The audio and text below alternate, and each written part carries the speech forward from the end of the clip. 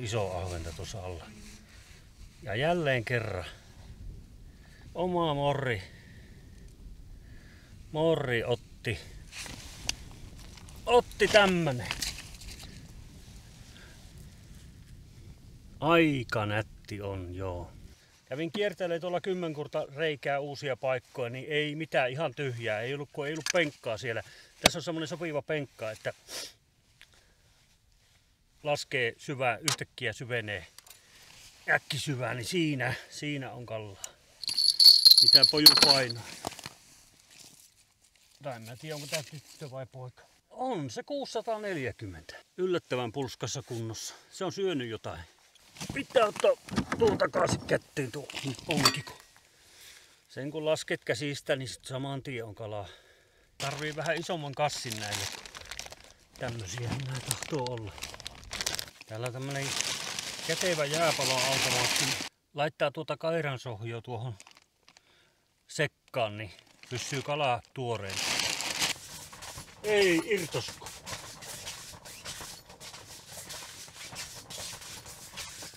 On siellä kala.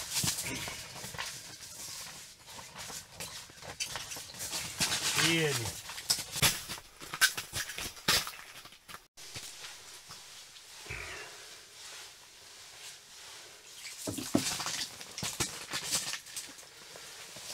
Joo.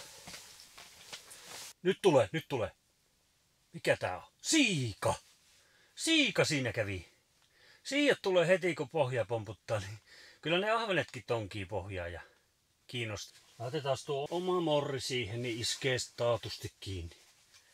Noniin, ja siellä oli saman tien kala kiinni. Ei kerinyt laskea vetteen, niin siellä on iso ahven kiinni. Ihan uskomaton. Näitä morreja pitää tehdä tänne oikein kunnolla lisää, ettei on nätti. Kahtokaa. Taas tuli omalla morrilla, kun muuhun ei ota, niin tämän laskettiin saman tien on kiinni. Täytyisikö pitää salaisuutena tuo morri, minkälainen se on? No ei. Kyllä sen kelepaa näyttää. Nyt tarvitaan vähän piihtejä, nyt on sen verran liasti kiinni. Lisää. Semmonen pötkylä.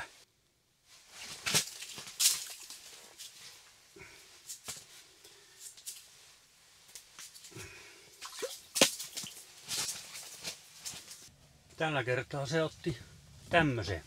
Kyllä sillä on pohjassa ahvenia, mutta ne vaan ota. No nyt on ahven. Ei irtos! Katkes siima! Ei. Ei, on se kiinni. Ei kun mä luulin, kela löi tyhjää. On hyvän kokoinen, vapaa taipuu vaan. Ei tule. Nyt. Joopa joo.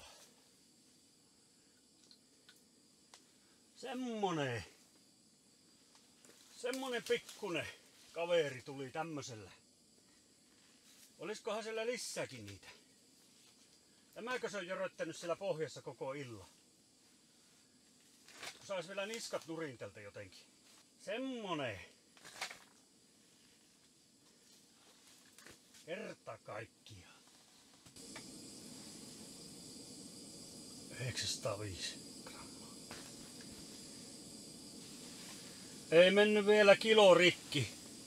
905. Ai että se on kovassa se kiloraja mulla nyt. Joo. Vielä tässä on mahdollisuuksia. 7 aikaa illalla. Eilen lähdin 7 aikaan pois, että ei ehkä kannata vielä luovuttaa. Tai olisiko se 7:30 ollut eilen kun lähdin. Tässä on ruvennut siikaakin pyörimään nyt ympärillä. Vaan koko aika paikallaan. Kyllä tunsi, että nyt ei tuu helpolla, kun mulla on aika löysä vapaa tässä, niin se hyvin kyllä pysyy kiinni, kun se väsyttää tuo vapaa. Mutta oli se aika mutkalla jo tuolla reijässä. Oli kyllä komia. Päivän päätös. Ensimmäinen päivä meni sen myrskyn takia mönkää. Tämä päivä meni auton kanssa temppuillessa ja kohta pitää lähteä, kun alkaa hämärtää ja vähän viilenee. Tulee taas pakkasta. Siinä se tulee lämmin, kun kerää kamat pulukkaa ja lähtee vetelee rantaa kohti. Koitan saada auton pysymään lämpöisenä ensi yö ja huomenna uudestaan kokeilemaan. Taas vähän viisaampana. Ehkä. Ei osu. Kyllä ahvenella on aika huono sihti loppujen lopuksi. Se näkee tuossa, että se iskee monesti ohi.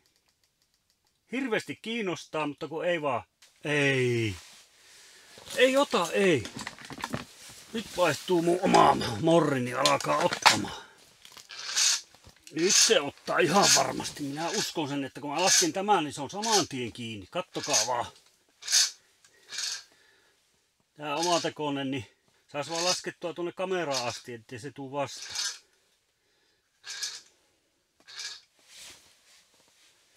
No niin. Siellä se olisi. Ja saman tien kiinni. Se on heti. On tää kyllä semmonen morri ollut, että tää on ihan uskomaton. Että kun ei mihinkään muuhun ota, niin sitten ottaa tämän käyttöön, niin alkaa tulemaan kallaa. Pitää varmaan tälle joku nimi keksiä.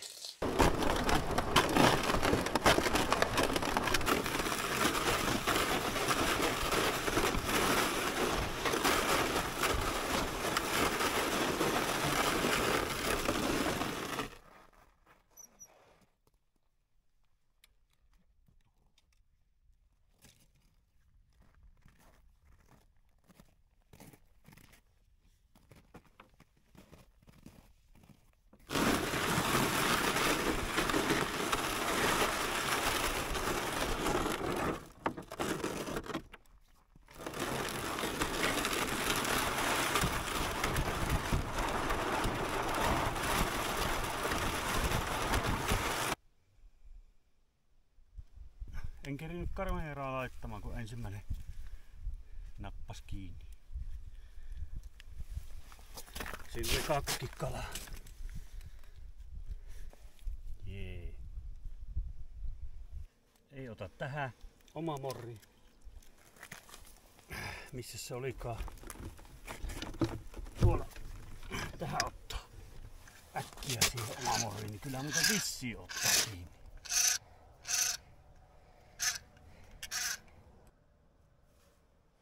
Kello tulee 12, aika vaisulla syönnillä on, mutta pitää kokeilla tuota omaa räminälippaa. Näyttää aika jännältä tuolla veessä tuo. Siellä helisee ja pyörii. Kyllä varmasti herättää huomiota ainakin. Eri asia sitten uskaltaako sen kalat tulla lähelle. Siinä on tommonen pinkki morri alla. Onko liian äänekäs laite? Varsinkin kun näin huonolla syönnillä. Rautuja vartenhan mä tuon tein, mutta kokeilenpa nyt ahvenillakin sitten. Saihan mä sillä rautuja. Arjeblogissa. Hornavanilla. Eiköhän silloin houkuteltu. Laittaa nyt jonkun pienemmän, rauhallisimman sinne tilalle. Semmonen viritys. Siellä on varmaan hirviästi siikaa pohjassa, kun näkyy noin sakiana. Varmaan tulevat kohta kahtomaan tätä mun. Vai onko siellä ahve vai mi? Kyllä siellä siijat nyt muuten. Siijat pyörii varmasti. En tiedä. Joku parvi siellä oli.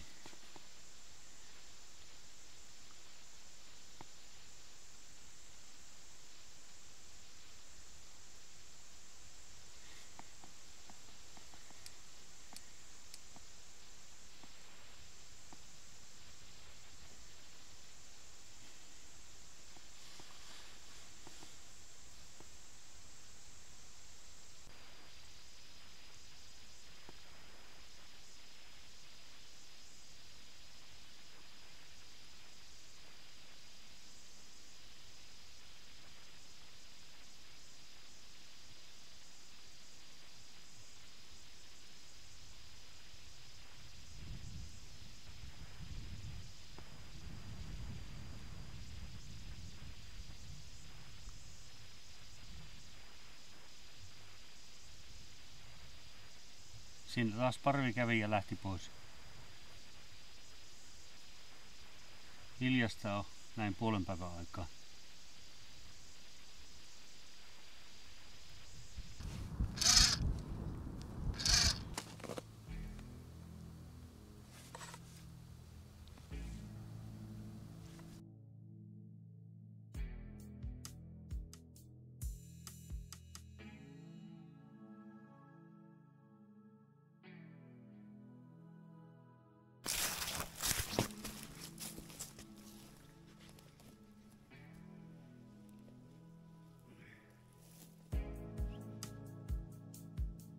Kyllä näissä maisemissa mahtaa nukuttaa. Ikkunasta näkyy tunturit ja raahollista paitsi tuo tie tuossa liikennettä välillä kulkee. Sitä on tänään sunnuntai, niin se on poispäin tuolta tunturista, Kviikjokista 100 kilometriä, ei tästä ole enää kuin 60 kilometriä sinne, mutta sieltä ajelevat kotiin päin kelkkailijat ja mökkeilijät. Tää päivä on tosi ruuhkainen ollut tosiaan. Autoja on mennyt paljon. Viikolla ei ollut paljon mitään liikennettä täällä. Kesällä pitää tulla tähän uudestaan. Täällä on vaikka kuinka paljon niitä rantapenkkoja, mihin saa auton parkkiin.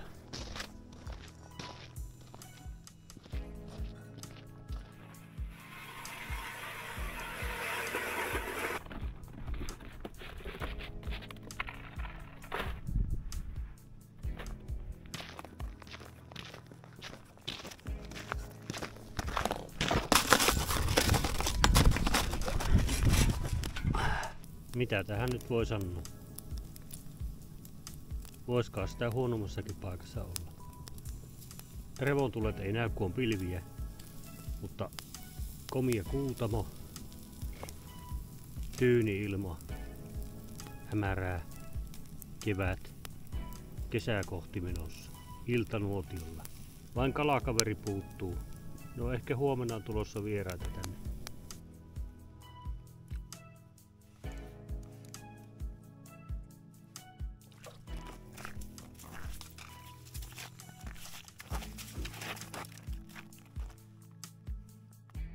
Tästähän nappas hyvän kokoinen ahven saman tien kiinni.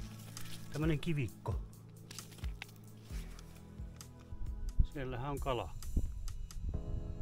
Ottaako kiinni? Ei, irtos.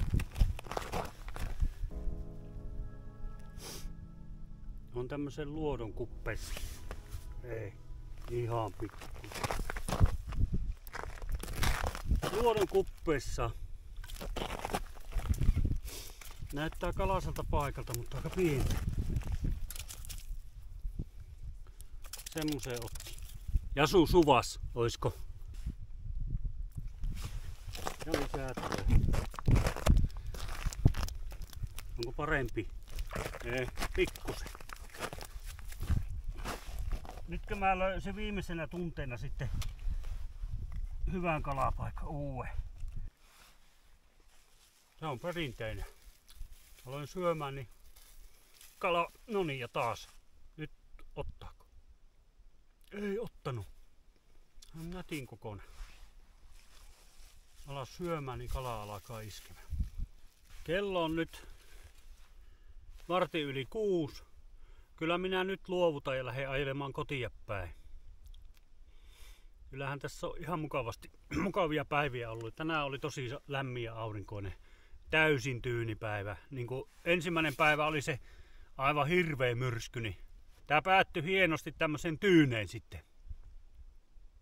Myrskyn jälkeen on poutasää. Laulo Kari Tapio aikana. Näihin tunnelmiin, upeisiin maisemiin palataan. Taas ehkä ensi keväänä, jos ei kesällä sitten tule käytyä. Tavoitteena on kyllä ollut päästä kesälläkin tänne. Pääsehän sitä kun lähtee vaan. Kiitos kun jaksoit katsoa tämän reissun videon ja laitahan kanava tilaukseen jos tykkäsit ja tykkää ja kommentoi ihmeessä, kysele kalapaikkoja. Eipä nuo minulla mitään salaisia ole. Suurin piirtein voin neuvoa, että mistä päin kannattaisi ehtiä. kala täältä Norrbottenista. Laita kanava tilaukseen ja palataan uusien videoiden parissa. Kiitos. Morjens.